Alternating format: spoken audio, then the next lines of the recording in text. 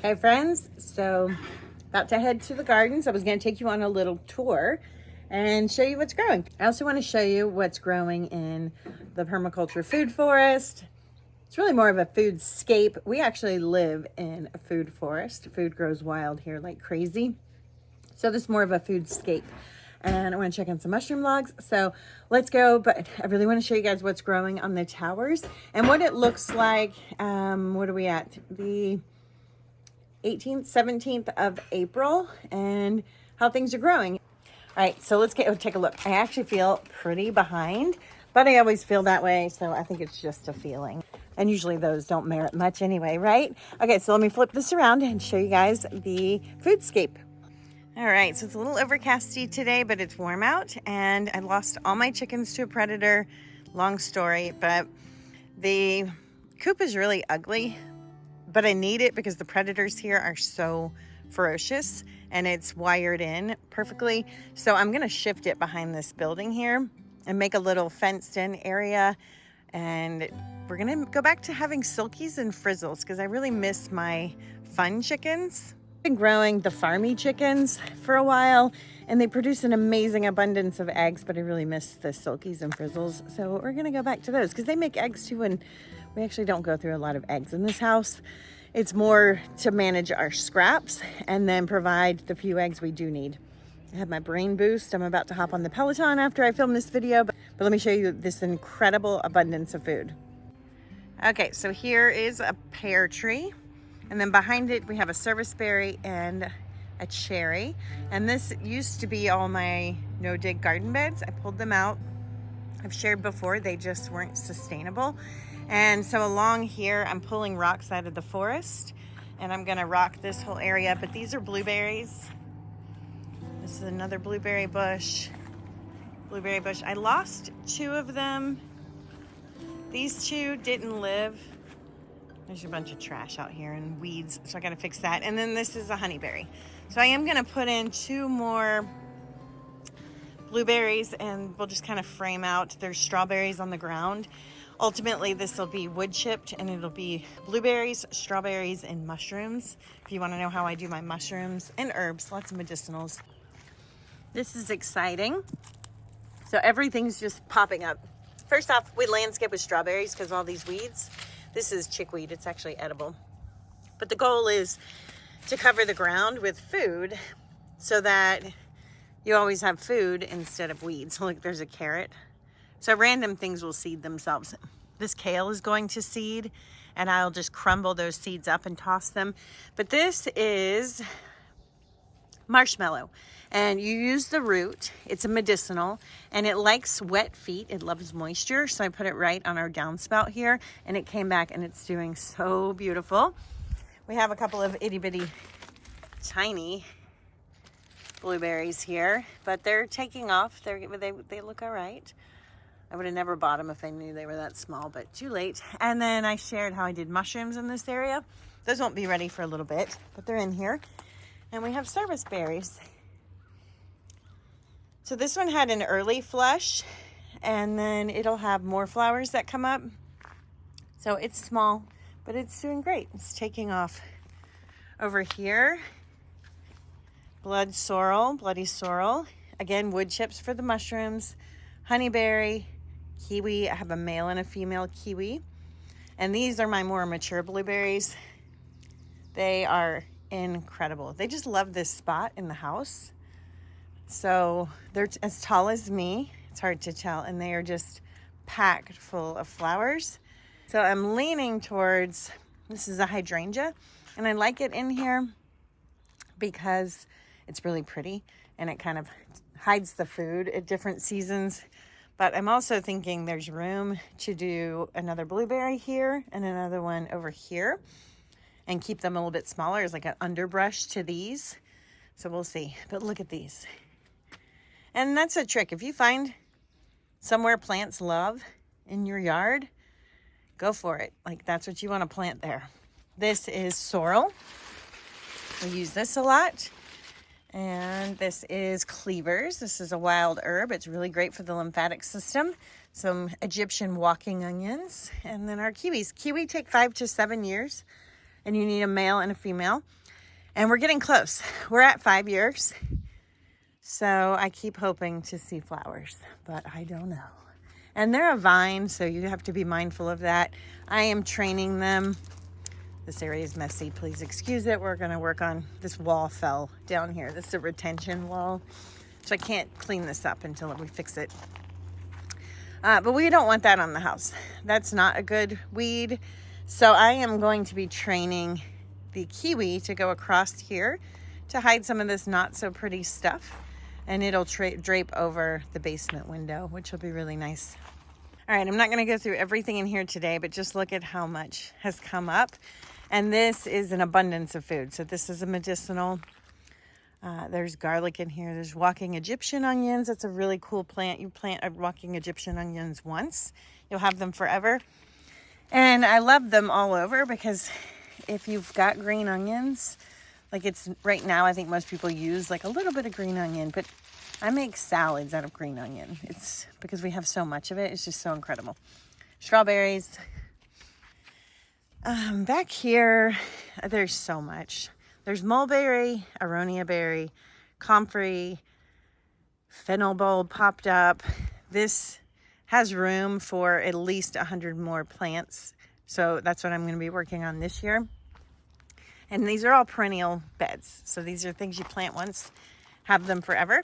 This is wild bergamot. I use it quite a bit as a food.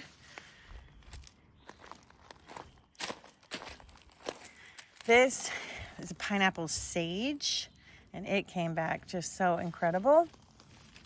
This is a salvia that's ornamental. Rose, ornamental, or for rose water, you can still use those. Catnip. This is wormwood, very powerful medicine.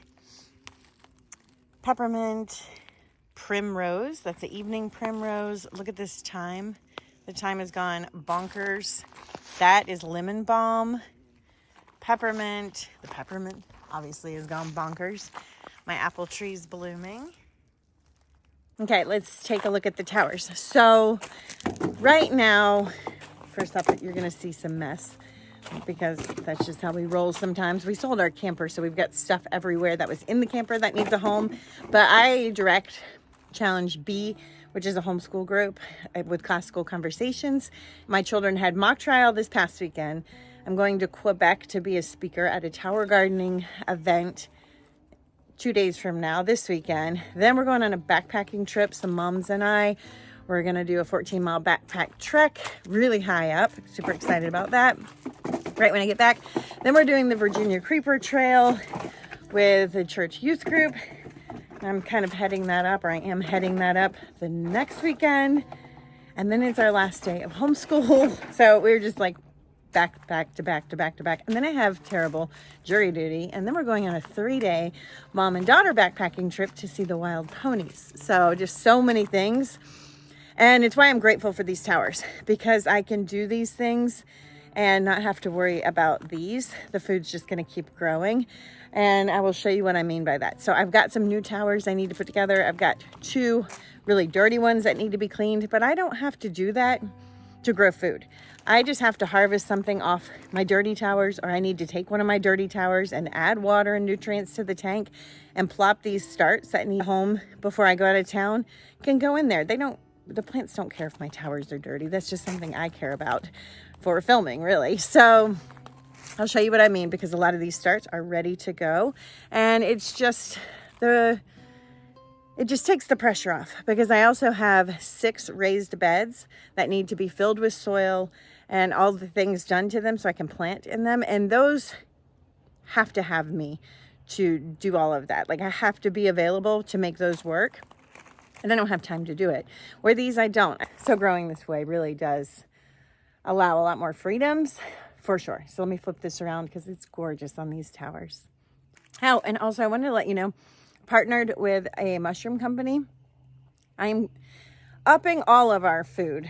I really wanted to get the raised beds going for the potatoes and carrots, but it just is what it is. It'll happen when it happens, right? But I'm working hard to increase the food around here and how much we're growing. And I found an amazing source and option for growing all your own mushrooms. So that's coming. So I'm excited to share that with you guys too. once things settle down a little bit and I get the mushrooms going. But let's take a tour of this because this is incredible. Okay, so here are my starts. That's a raised bed. That's my worm compost. I'm changing my bin. Again, all projects that require so much time. So I'm grateful for the towers being low maintenance. These are my starts. They are gigantic. Like, look at these squash. Now, if I thought we were going to have another frost, I would not have these outside or put them in a tower outside, because technically our last frost date is Mother's Day, but I've looked ahead and I'm okay to put these in a tower before I leave town. These are my Roma tomatoes. These will be fine for a little while longer. I really need to get these into a tower. This is my ornamentals. This is a longevity spinach. It'll go into the ground after our last frost warning. Here, a lot of these are ready. I mean, these are gigantic. These need to go into a tower. You can see the discoloration here.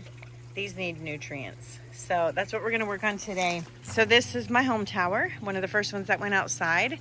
The cabbage is doing amazing.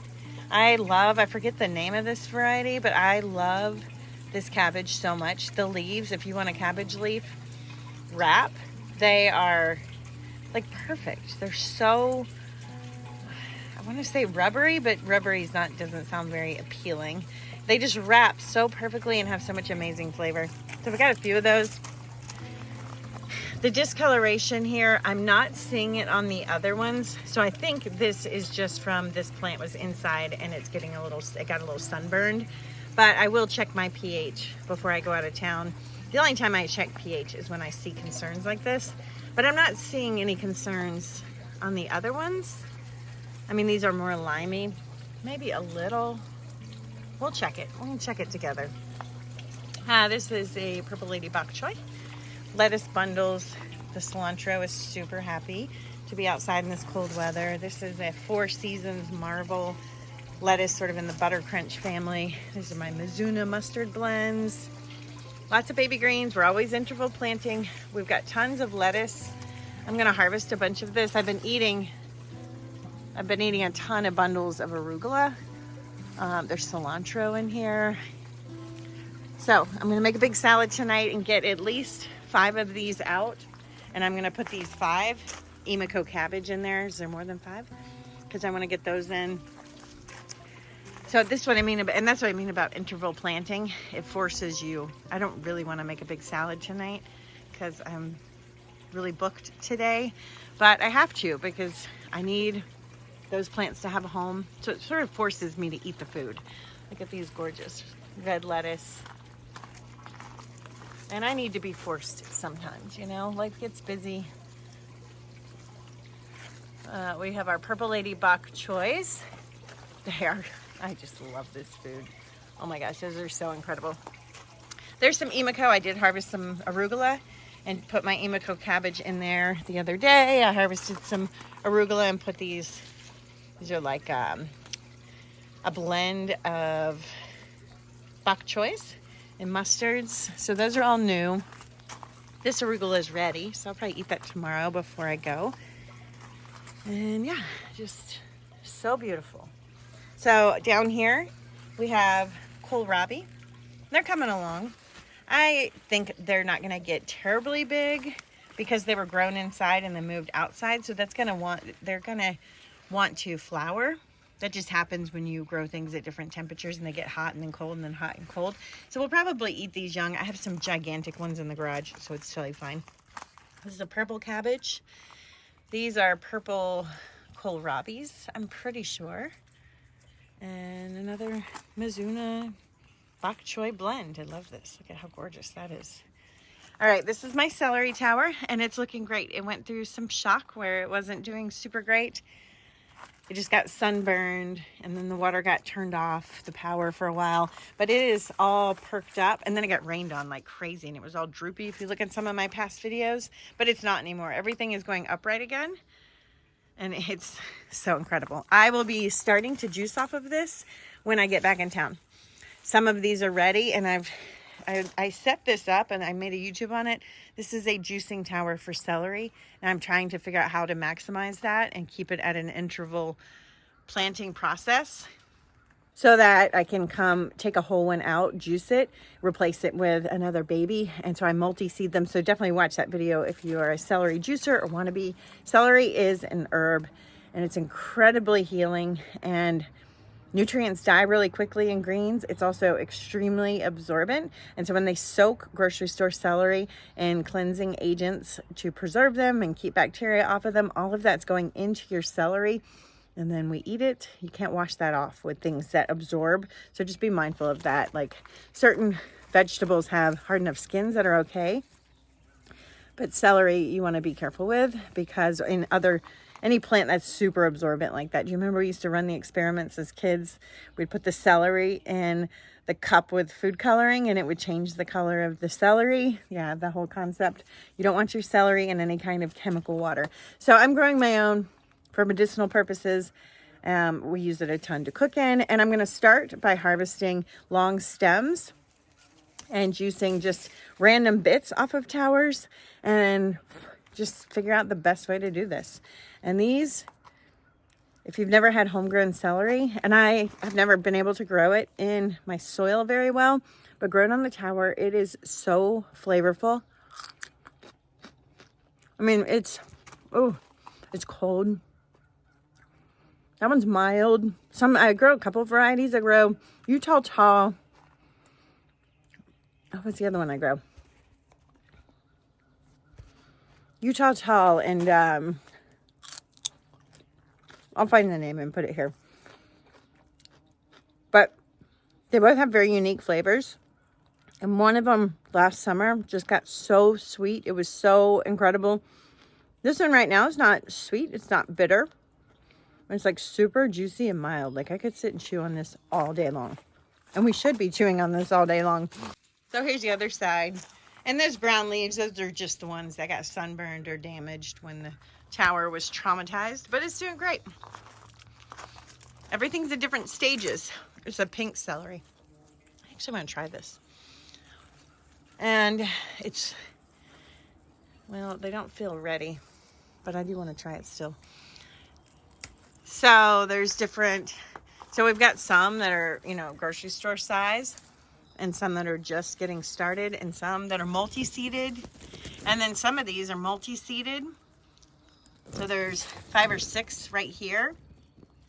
And they're growing in the nursery. We call this the nursery. And when they get about this size, I'll take them apart and give them their own grow port. And that's 5 celeries I need to harvest and juice to make room for that. So that's the concept here, is that we're harvesting, starting babies, moving them, adjusting them. There's another one here. Look at all these babies. So I'm already ahead of the game. I've got like 15 just in these 2 of celery growing. And they can handle being torn apart. So if you're interested in that, check that video out. So I watched this video the other day, and it was this guy lost 50 pounds by chewing his food the recommended amount of times before swallowing. It's recommended we chew 34 times. Now, with a plant-based diet, sorry, I have celery in my mouth. I can't, I try this all the time. Like sometimes it's just liquid at 15 chews, but the goal is to liquefy your food, because then your body can absorb all the nutrients. There's no waste, and then you get healing and all the things. That's what juicing is. Just FYI, that's what we're doing. We're sort of saying we're not willing. I'm not willing. I've tried to chew the 34 times. It's annoying. So I just juice every day, because then I know I'm at least getting the cleanest, healthiest, most abundant nutrients into my body, right into my cells, and kind of check that box. But let's taste this. So this is Chinese celery. I grew this in my gardens, the soil gardens. It's very, very potent. I didn't grow the pink version, so I have never tried this before. I grew the other one, and I made my celery salt with it. I still have some of that because it was so strong. It was amazing. But let's try. First off, texture-wise, these aren't ready. Like, I had a really hard time getting it off the stalk.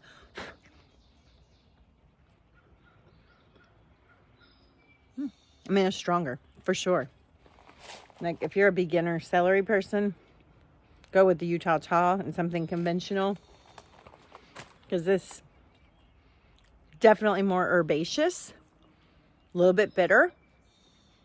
Super strong celery flavor. But it's good, though. we want to be eating pink foods. They have anthocyanins in them. So I plan to harvest a couple of these stalks when they're ready to add to the other celery. I don't think I'll ever just juice an entire thing of pink celery. I'd probably be a little bit too strong. We're going to wash it down with this one. It's not terrible, but, you know, start mild if you're new to this game, because this one's really good. Okay, this tower. This was inside, and I moved it out. We have shishito peppers. So the problem I've been having with my indoor peppers is they're so happy that they put off too many flowers, and then you get these really ridiculously small peppers. Now, I still toss these in to meals. I actually like shishitos red and green, but they have a different flavor when you let them ripen to red. So I'm just trying to pick these off and hoping this will balance out and get some larger peppers. Peppers are a perennial plant, so you don't have to replant them every year. But I definitely need to figure out, I started thinning my peppers indoors, the flowers, by 1/4 to avoid this, because shishito peppers are long and these are not long. So what we can do is just get it to calm down a little bit. Let's just plop off some of these flowers just until it adjusts. I don't know why they do that. They're just so like bloom happy when they're indoors, which is great. We want lots of peppers, but we need them to be big. So you also want to harvest your peppers if this happens, or anytime, because it promotes more peppers. Now, that looks ridiculous, but that's a lot of flavor for a meal. I'm just going to toss them on raw tonight into my dish. Why not? And I'm just going to kind of roughhouse this a little bit. Get rid of some of these flowers. All right, this, I think that's a broccoli of some sort. It looks like it the way it's growing out.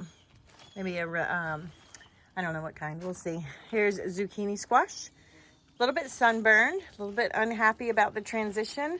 It will be totally fine. They grow new leaves so fast, it doesn't matter. You just take these and plop them off, and you are good to go. Green beans, same thing. They're kind of angry, but look, they're already putting off so many. Look at these. These are all going to be green beans because they're happy now. They're like, yes, we're outside. The cucumbers did terrible this year in the garage. This is my rosemary. I was going to leave it in the garage, but right now it's outside. We'll see what I do ultimately. This is lavender. I'll never grow that again. I think it's pointless. It's not food. These cucumbers are doing great. Look at these babies. Cucumbers in April here. It's unheard of. You wouldn't get cucumbers here until the summer. So this plant's perking up.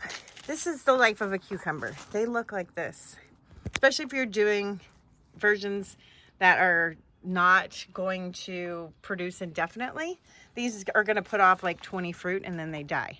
So as they start to fruit, these back leaves start to die off. It'll grow some new ones and then it burns out. If you want lots of cucumbers and you don't want to have to deal with replacing them, you got to plant a vining cucumber. I'm going to be doing that this year, but then you also have to have a trellising system for it. So I'll show you guys what I have in place for that. This green bean didn't make it. I'm going to harvest these green beans, so I'll put them with my sad peppers. Food is food. I don't know why this one didn't make it. It was probably too far established and didn't handle the adjustment outside very well. Same with this one. It's okay. Look at that. That gives us 2 spots to put in our squash. So I'm already doing better than I thought. Oh, I was looking for this morning. This is a purple lady bok choy. But do you see these limey green leaves? It's because it's going to flower. So there's another spot. So right now we have 4. I'm going to eat this. But you don't want them going to flower like that. All right, this is buckwheat. So we've got this spot. 1, 2, 3, 4. This is lavender. I'm going to put that in my garden. So that gives me 5 spots. Here's another zucchini. Now this rock wool, look at that. It is dry. Doesn't mean the roots are dry because they're pretty big. but it means this tower is crooked, which is one of the issues I have on the rocks. So I have to watch my towers after I get them outdoors for a couple of days. This tower is also very light, which means it's almost out of water, so I need to get that handled. Okay. I can already see water going on this side now. Yep, that fixed it. Okay, so we're good. Cilantro. This is going to flower. So we're gonna harvest this. All right, I harvested that one, huge. I'll use that. I'm gonna juice with it. So we got another spot. This tower looks so crooked. Let's see if we can see in there. Yeah, I need to lift up this side.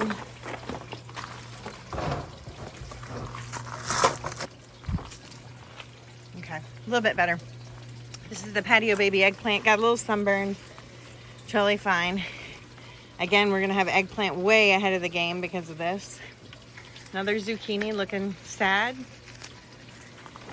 And then look at these actually. These are romaines. And they're gonna be past their peak. They got a little sunburn. That's gonna be for my salad tonight.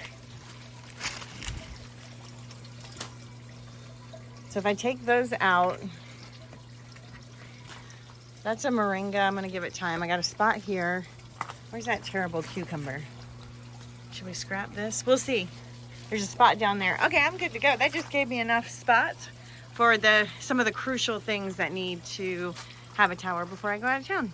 Purple cabbage, forming its purple cabbage head.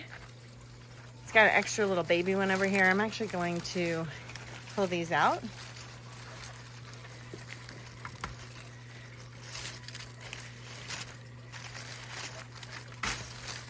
Okay, so I pulled those out because I really want this to turn into a purple cabbage, and it is. It's already taking shape. So we're good there. All right, strawberry tower. I'm actually doing 2 of these this year. These, I took the pups out of my garden. Most of them are doing okay. There's some things looking rough on this side because I was having the same issue. The tower wasn't even, and I didn't notice it. So some of these were drying out, but I fixed it yesterday and look already. This had 0 growth on it. It's already doing much better in like a day. So this one was another one. Those are all flowers. So we'll see how this one does when I get back in town. I've got more I can dig up and put in here. But that's all this is. This dead stuff, this is just adjustments and me missing the fact that they weren't getting any water. So check your towers. The ones that were getting water are doing amazing. And it's okay, we have time with strawberries. It's gonna take them a little time to adjust when you do this. Over here, this is the tomato tower. I have over 20 tomato plants on here. And I watered this yesterday to clean it off. And we have lettuce we're gonna harvest. So we're gonna make a big Oh She Glows vegan Caesar salad tonight. Here's more cilantro that's going to flower because it got warm. So we're gonna juice that and make a bundle for Mexican. So I got 2 more spots, yay! Probably harvest this too. This one doesn't look too great, but I've cleaned these really well. Look at this. This thing is gigantic kohlrabi. And these tomatoes have aphids, and I have a new aphid formula that's working, but I didn't want to keep wasting it spraying this because you're never going to get rid of aphids on a tomato tower like this because there's too many places that they can hide. Like they can hide on all these little crinklies, and you just can't ever get something this mature under control. I never scrap my plants. I'm not going to throw anything away because it has aphids, but they will get managed outside naturally. So I don't have to spray anything on them because there's predators out here. So I moved these out and I started some new ones indoors, and I gave them a good haircut, and I'm really hoping to just be swimming in tomatoes in the next month. Also, so growing tomatoes indoors, like that's a big thing a lot of people want to do. And it's great. It gives us color and texture for our foods. And I think that's really important, especially if you're trying to grow a lot of food. It's nice to have variety. Your tomatoes are never going to taste as good indoors as they are outside, because what makes tomatoes taste good is when they get really hot temperatures and then you harvest them like after that day. So if it's really, really hot during the day and you go and harvest them towards the end, you're going to have the peak of flavor, and you just can't get those temperatures when you're growing indoors. So if you're growing indoors and you're like, my tomatoes taste weird, it's not because they're hydroponic tomatoes, it's just because they're grown indoors. And indoor tomatoes don't have that benefit of the temperatures changing. Also, same with outdoors. If it's about to rain, go harvest your tomatoes before it rains. One, because they'll split if they get too much water. And two, because it messes with their flavor. We want that super dense tomato flavor. Now, I like them regardless, but just a heads up. I'm noticing a little issues on this one too. I don't think this is a pH issue. Rarely are there pH issues. This has open grow ports, and it's been out in the rain. So my nutrients are not balanced properly right now. So I just have to figure out, I'm probably just going to add a little bit of nutrients, a little bit of each one. Not too much, but just a little bit.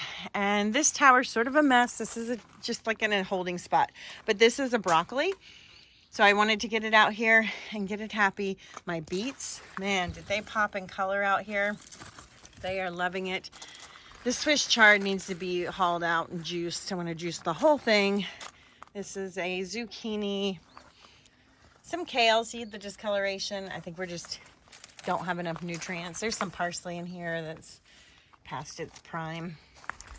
These are turnips. They're gonna go to flower if it gets warm because they were grown indoors. But look at those. Oh, gorgeous. These are the yellow turnips. They're a little bit bound in there. Lift them up some. Okay. Just check to see, are these trying to go to flower? If warm day comes, these are gonna bolt.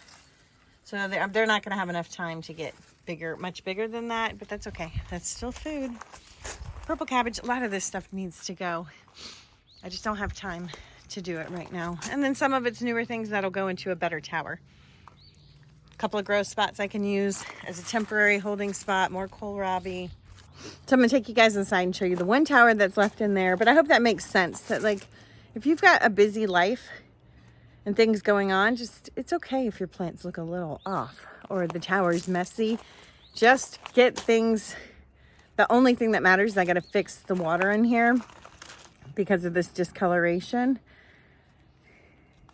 But that's it. The food will wait for me until I have time, or it'll bolt if it gets really hot. So you do have to be mindful of things like that cilantro is bolting. So you do have to come out and decide, okay, what is the most crucial thing to harvest? When you're managing your towers, when you're busy, or it's just, you've got other things going on, it's like, what can wait and be okay? And what do I need to address immediately? And it keeps those tasks really low, so they're not overwhelming. So this tower, I need to figure out the nutrients really quickly so that those plants will stay happy. I need to put those really big starts that are showing signs of being nutrient deficient into these towers so they have a good holding spot until I get back. And I needed to harvest those lettuce and the cilantro that are past their peak or going to get damaged and be ruined if I leave them in the tower any longer. So now we have a bunch of cilantro to juice. I'm actually going to make a couple of juices for the next 2 days. And we have a huge salad for tonight. I'll link that recipe below. It's the Oshi Glows Vegan Caesar. It is so good, and everyone in the family loves it. All right, so again, it's a mess. We sold the camper, and so we just have stuff everywhere. The stove is getting put in soon. But there's only one tower left in here. There will be more, but right now, this is the only one. And these are dirty towers that need to be cleaned, and I need to sweep, but it's okay. These are doing great. Look, they are so fun. Oh my gosh. I don't know what kind of pepper this is, but I'm in love. Let's see what else. I harvested some basil for dinner tonight already. Up top, I cannot grow aloe in our climate. So I am keeping these indoors and they are doing great. They're starting to produce babies. This one has multiplied a bunch. It's been a rocky start. They've like done really well and then they'll fall out. Like this one fell out of its grow port and then had no roots on it again. Look at that, no roots. And then it'll grow hydroponic roots and it'll be fine again. So it's, if you want to grow aloe for eating purposes, you have to buy the certain variety, Barbanditos, and just be patient with it. Once these get established, they will be amazing and will be here forever. I won't have to replace these because you can see once they're happy, I don't know if you guys can see that, they're multiplying on their own. This one's very stable. So just be delicate if you do this. And if they fall out, just put them back in. They'll be fine. We have lots of peppers. Look at that. It's so beautiful. I just can't get over it.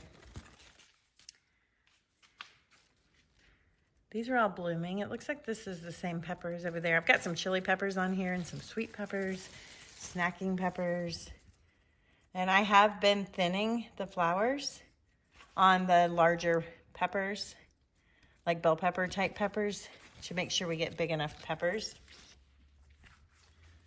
I don't do it on these chili peppers because they won't have as many issues, I don't think. That looks well balanced, actually. Let's see here. Oh, look. Yeah, these are carpenter bees. Those are not friends. They're very damaging. Okay, last part of the tour, and I have to be careful because I just stuck my hand in there and got nipped. Stinging nettle. Most of these can all wait until I get back in town. They just need to be thoroughly watered. Watercress, some bok choy, some lettuce. Some of these look a little rough. They got a little abused. I let a couple of die because I've been too busy and forgot to water them. It's okay, it happens. These are the dwarf tomatoes that are gonna be grown indoors. So I'm gonna keep those growing. These are some cabbages. These are, or are they turnips? I don't really know what these are. They look like turnips. These are turnips. Those can go, these are ready to go actually. So I might try and find a spot. I'm gonna actually put these outside. Oh, I don't know what I'm gonna do with those yet. And then here, arugula, everything. So these can all just wait a little bit. They're doing fine. This is lettuce, and I showed this on a live on Instagram. Do these, does it matter if you use the domes? And I showed, yes, it does. This is lettuce, and I knew it was all lettuce because why would I put two random things in the middle? I wouldn't. So I knew it was all lettuce that I had seeded, and these two didn't come up. So I put a pinch of lettuce in there, and then the plastic inserts that come with these trays, we don't use them. So I cut one, put my little Nimbot sticker over the top of the hole, and I covered this one and made a little greenhouse, and I didn't cover this one. And I wanted to see which one would have the greatest germination. And this was 2 days ago. And it was this one by far. It had a lot more. And so now I've moved it to this one. I moved it over yesterday and they're already bigger than they were. So the domes really do matter. They do make that greenhouse effect that we're going for. And that's just a little hack if you want to dome something, but you have everything else is already sprouted. You would never want to keep a dome on these, because it'll make these mold. These need fresh air and wind, and you know, they need to be messed with like this. I often come just mess with my towers. We're gonna take these outside. These are ready. We're actually gonna take the stinging nettle out too, and this is some kale. And then here, this is a Tower Garden specific course I'm running for the seedlings that come with your tower. And the germinator, it'll be a free course, so I'll link it below as soon as it's available. So in that course, it's when you get your tower, if you want to grow your Tower Garden seeds, which I recommend. I like the Tower Garden seeds to get people started because they're pretty fail-proof. I didn't have any that didn't germinate. And so I just walk through exactly how to do that so you know exactly what it looks like so you can have the same success. And that's in the free course. Anybody can have access to that. And then those who are participating in the membership, I go through and show when do you start watering them with minerals from the tower? When do they go into the tower? How long do you keep them there? So we're just walking through the life of those plants together so that you can see like from day one all the way to harvest day. And I know that helps people. And the membership is really because YouTube is hard to navigate content. These videos can be long form. I just talked about a ton of different things. And some people just have a question like, how do you grow stinging nettle? So I can keep all of that information very clean and precise in the membership app. So if you have a tomato question or you want to grow whatever, just want some inspiration, you can just click and get very direct short videos instead of my long form videos where I'm rambling on and taking you guys on tours. All right, before we sign off, I'm filling up that tank. This one I remembered I filled it up with some water yesterday, so I'm not worried about that discoloration. I think it'll balance out. I think it just didn't have time yet. I did tell you we would check the pH on this, even though I don't think pH matters that much. It might for strawberries for flavor. The rest of this stuff, I don't think it does. Oh yeah, we are very off here. I don't remember what blue means. Blue is acidic. No, low pH. We need to lower it, make it more acidic. But I'm not going to do that. I'm going to just add water and more nutrients.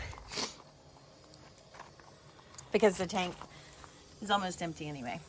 So, still don't think that's the problem because nothing else is showing signs. Might be a little bit, this variety might be a little bit sensitive to that, but it's probably just needs more nutrients.